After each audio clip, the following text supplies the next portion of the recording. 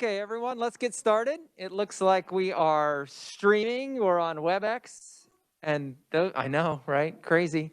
It appears to be working. So let's get started. We just have a couple things to do. First of all, we'll start every meeting, at least until the deadline for on requests for bill introductions. Anyone have any bills they'd like to request from the committee? Seeing none in person or online, what about out there in the gallery or the corner where we shoved you all? Nothing? Okay, next, want to take up the rules. We sent those out last week. I don't know. Oh no, heck, this is still the first week. Sent them out at some point in time. It feels like it was decades ago. So you've had those. Any discussion on those? Representative Heiberger? Mr. Chair, in general, I think the rules are great. I just have a minor suggestion for change, and really not because of anything that I expect to happen in this committee. But Rule 23 regards adjournments. It says adjournment. I don't have a copy here. I believe it's at the discretion of the chair. Mason suggests that all committees should be adjourned upon motion or on unanimous consent. And I don't expect to have any difficulty with that here, but I think we've all seen instances where the chair has unilaterally adjourned meetings in order to shut down discussion. So just for form's sake, I would suggest striking the current 23 and replacing it with language substantially similar to adjournment requires a motion to adjourn, a second, and the affirmative vote of a majority of the members present. Okay, I will take that as an amendment to the rules. Is there a second? Either in person, a second by Representative O'Hobson. I guess just to start off, my discussion would be that, as Representative Heiberger pointed out, I hope this isn't a concern with me. I think we work well together in here, and I've not needed to adjourn a meeting, and I certainly don't anticipate doing so. Because again, we work well together and we do good work, and I value everyone's opinions. Any other thoughts on this? Mr. Chairman. Representative Carmichael. Thank you, Mr. Chairman. I respect and appreciate what my friend Representative Heiberger proposes, but I agree with the chair that that is unnecessary in this committee. Thank you. Representative Owens. Thank you, Mr. Chairman. I was just going to ask, the last 2 years in this committee, have we operated under the current existing proposed rules? We have added 19, 20, 21, and 22, which are just in response to being able to have WebEx live stream meetings, but the rest of the rules, including 23, is the same as it's been. Very good. Thank you, Mr. Chairman. Oh, thank you. Representative Samsel. Thank you, Mr. Chairman. I have the utmost respect for the chairman and actually all of my colleagues in Topeka, but one of my consistent themes, I've got a deep conviction that I think the more power we let accumulate at the top, whether that means at DC, Speaker of the House, or Senate President, same in Topeka, and same for our committee chairman, I think the less the voices of the rest of us get heard. So I do believe majority rule by and large is something that I'm going to try to stick with principle from start to finish. But that said, I'm in Wellsville, Kansas today, so I understand that I probably am not allowed to vote. So I would otherwise support the maker of the motion, but I think I will sit quietly on this particular one. Thank you, Mr. Chairman. Any other discussion? Seeing none, let's vote on Representative Heiberger's proposed amendment to the rules. All in favor say aye. All opposed say no. No. Motion fails. Back on the rules. Any further discussion? If not, Representative Owens. Just a point of clarification. So having not seen the rules, we just heard Representative Carmichael vote via WebEx. Is that allowed in the committee? According to rule number 22, no member shall be allowed to vote unless they are in the State House. So no, he will not be able to vote. Mr. Chairman, I am in the State House. I'm sitting in my office. I'm entitled to vote.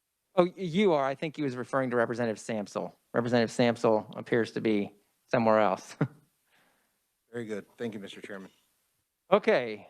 Is there a motion to adopt the rules? Representative Hoheisel.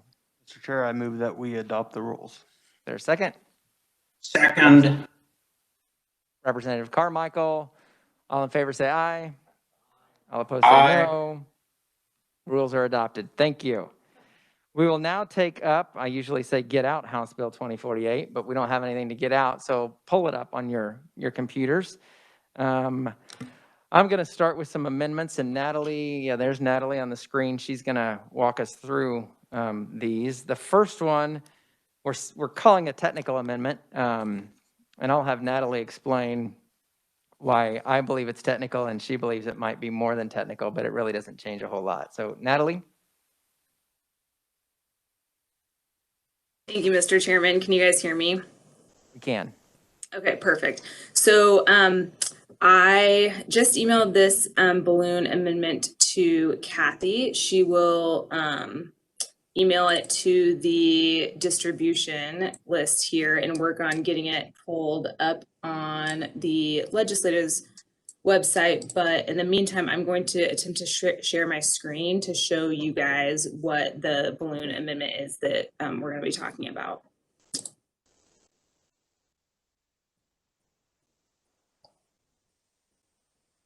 Let's see here.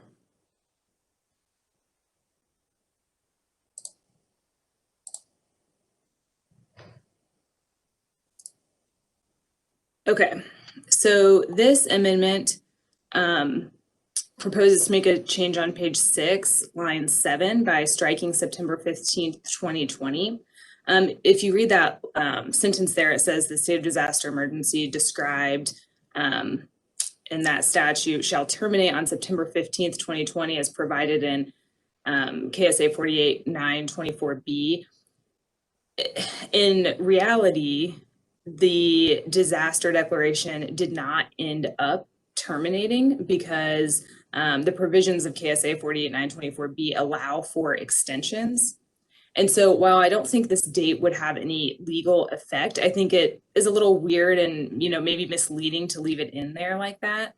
So this amendment would strike that date. So the sentence would just read, shall terminate as provided in KSA 2020 sub 48.924B. Any questions for Natalie? If not, I will make a motion to move this amendment, second by Representative Hoheisel. Any discussion? Not, I will close and move my motion. All in favor say aye. Opposed, say no. Motion carries. The next amendment that I have, Natalie, let's do the business closure language.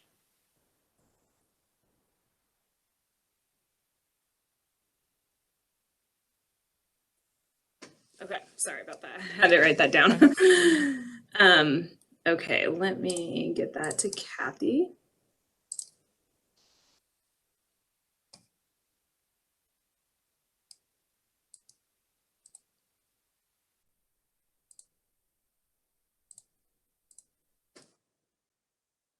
Okay. That one should be coming your way, but let's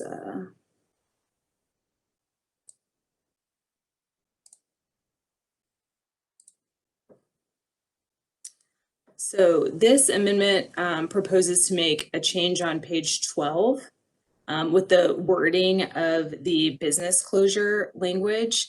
So the change, the way it would read if this amendment were adopted would be the governor may not order the closure or cessation of any business or commercial activity, whether for profit or not for profit, and may not issue an order that prevents the movement or gathering of individuals.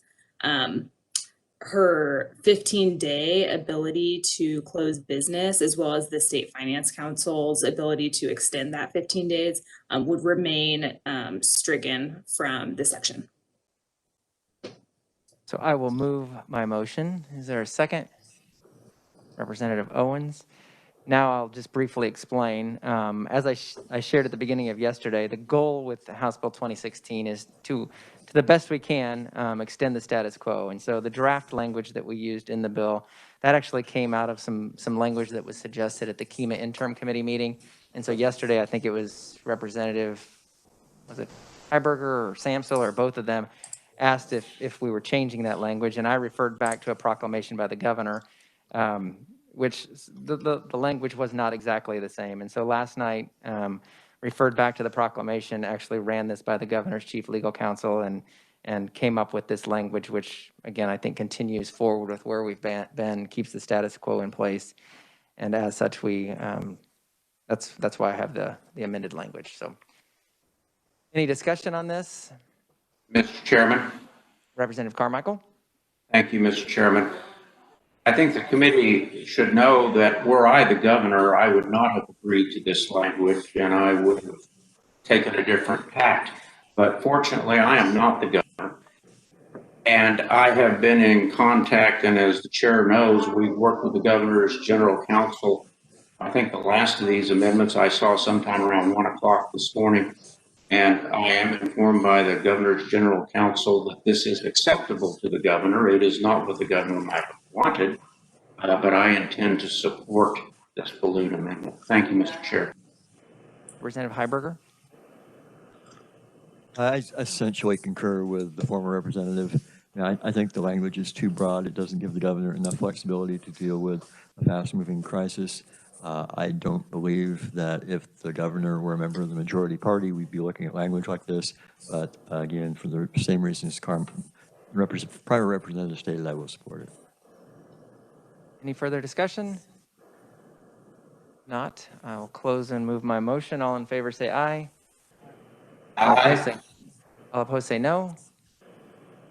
Motion carries. Are there further amendments to House Bill 2048? Representative Burris.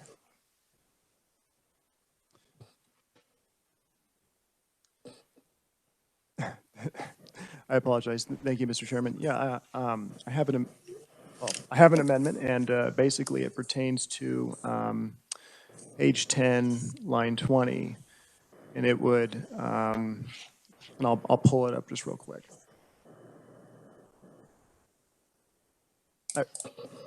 I would like to respectfully propose to amend, so section 6, the first line there, page 10, line 20, strike June 1st, 2021, and replace it with January 24th, 2022, as basically an attempt to maintain the status quo longer than June 1st, obviously. That's the basic thing I would like to propose to do. Does Natalie have an amendment, or this is just conceptual? I do, Mr. Chair. Okay. Sorry, I was pulling it up here. So essentially what we would do here is those changes that you're making in 48.925, the way they look right now would be extended until January 24th of 2022, which is 2 weeks after you start your 2022 legislative session. Okay. Representative Burris, do you want to move that amendment? Yes, Mr. Chairman, I do wish to move my amendment. Is there a second? Representative Owens? Discussion? Representative Owens? Having had a chance to have these conversations, I think the crux of this is the whole point of this legislation is to extend it to give us plenty of time to work out the finer details on many pieces within this legislation. What this does is basically takes into account the what if scenario. What if we're closed for a longer duration than June 1st? What if there's an outbreak? What if this lasts longer? So the idea here is gives us just a little bit more flexibility in the event that something were to happen or we were to be closed down and we couldn't work out these finer points. It would extend these provisions until the next legislative session begins. Further discussion? Mr. Chairman. Mr. Chairman, a question for the reviser. Representative Carmichael? Thank you, Mr. Chairman. Ms. Scott, I had not actually seen this balloon and didn't necessarily anticipate that it was going to be offered. However, would I be correct that if the legislature is in session, and if the legislature in its wisdom decided that this date in January of 22 was in fact too far away, that we could always propose and presumably enact additional legislation that would shorten this date based upon conditions and of course subject to